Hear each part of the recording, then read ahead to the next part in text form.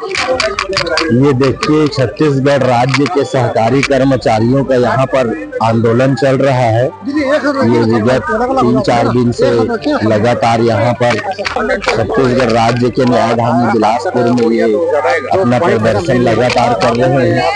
इनकी 4 सूत्री मांगे हैं।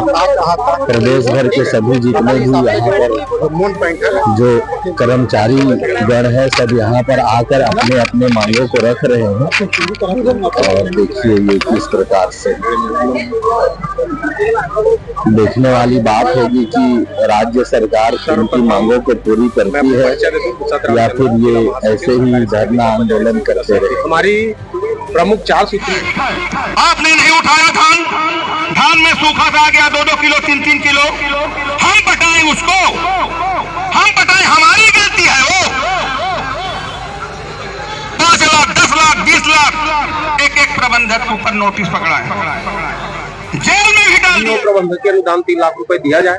दूसरा हमारी धान खरीदी की सुखद की बात है तो सूखे हुए धान को हम लोग संग्रहण केंद्र भेजते हैं। धान पूरा हमारा धान खरीदी केंद्र में सूखता है, हमको सुखद नहीं दे रहा है।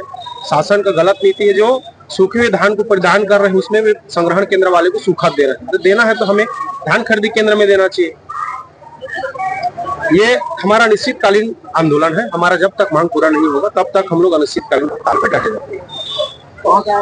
शक्ति जिला से। हाँ महोदय जी, अपना परिचय बताएंगे। मेरा नाम पुष्पेंद्र कुमार चंद्रा है। मैं शक्ति जिला के कंप्यूटर संघ की कंप्यूटर ऑपरेटर हूँ, संरक्षक के पद पर हूँ शक्ति जिला कमेटी के। ये क्या आप लोग आंदोलन किस लिए करने के लिए बाध्य हुए, क्या व्यवस्था है? सर, सरकार तो हम लोगों को हमेशा लात मारती चली आ रही है। हम लोगों का, मैं सबसे पहले कंप्यूटर ऑपरेटर के बारे में बोलना चाहूँगा कि हम लोगों का 2007 में नियुक्ति हुआ। खाद्य विभाग द्वारा निकाला गया वैकेंसी और समिति को बोला गया था कि आप कंप्यूटर ऑपरेटर की भर्ती कीजिए, क्योंकि 2007 में ही सर्वप्रथम धान खरीदी में कंप्यूटराइज किया गया। तो कंप्यूटर ऑपरेटर के रूप में हम लोगों को नियुक्ति किए। 6 माह के लिए संविदा के पद पर थे। उसके बाद लड़ाई लड़े तो 9 महीना हुआ और फिर पिछले वर्ष कैबिनेट में अपने मुद्दे को बताइए। अपनी कैबिनेट के बैठक में हम लोगों का 12 माह किया था।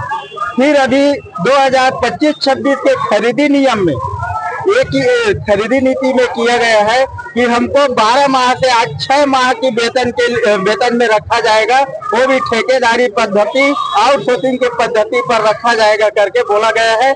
इसलिए हम लोग मजबूरन, अपने उम्र तो पूरा गंवा चुके भैया, अब हम लोग मजबूर हैं आंदोलन करने के लिए। और हमारे समिति कर्मचारी संघ के भाई, जैसे सुखद दिया जाता है संग्रहण केंद्र को, जो हमसे समिति में जो धान खरीदी होती है उसको 2 महीना हम लोग रखते हैं धान को।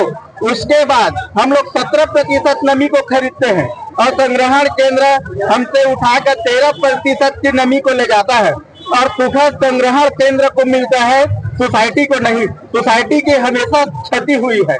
और दूसरी बात, भाइयों को, समिति कर्मचारी के भाइयों को पेमेंट के लाले पड़ चुके हैं। तो जैसे मध्य प्रदेश में 3-3 लाख समिति को प्रबंधकीय अनुदान मिलता है तो वो भी मिलना चाहिए, ताकि सुचारू रूप से तनख्वाह मिल सके। और हमारी 4 सूत्री मांगों को लेकर हम लोग यहाँ पर इकट्ठा है भैया। कितने दिन से आप लोग का ये चल रहा है धरना प्रदर्शन? हम लोग 3 तारीख से है, अनिश्चितकालीन हड़ताल है। जब तक शासन नहीं मानेगी हम लोग यहाँ से उठने वाले नहीं है। धान खरीदी वो किसी से करवाना चाहे तो करवा सकता है। हम सरकार को बाध्य नहीं करेंगे कि हम ही खरीदेंगे करके। वो उनकी मंशा है, वो किसी से भी खरीदवा सकता है।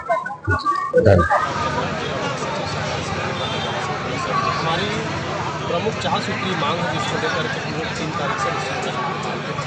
पहला हमारा प्रबंधकीय अनुदान, जो मध्य प्रदेश में वही भारतीय जनता पार्टी की सरकार है, जब हम उनको प्रबंधकीय अनुदान दे रहे हैं, वही काम हम छत्तीसगढ़ में भी सहकारी समिति के कर्मचारी साथी कर रहे हैं। तो हमें भी वो प्रबंधकीय अनुदान 3 लाख रुपये दिया जाए। दूसरा, हमारी धान खरीदी की सुखद की बात है तो सूखे हुए धान को हम लोग संग्रहण केंद्र भेजते हैं। धान पूरा हमारा धान खरीदी केंद्र में सूखता है, हमको सूखा नहीं दे रहा है। शासन का गलत नीति है, जो सूखे हुए धान को परिधान कर रहे हैं उसमें भी संग्रहण केंद्र वाले को सूखा दे रहे हैं। तो देना है तो हमें धान खरीदी केंद्र में देना चाहिए। ये हमारा अनिश्चितकालीन आंदोलन है। हमारा जब तक मांग पूरा नहीं होगा तब तक हम लोग अनिश्चितकालीन हड़ताल पे बैठेंगे। कहाँ से आए हैं? शक्ति जिला से।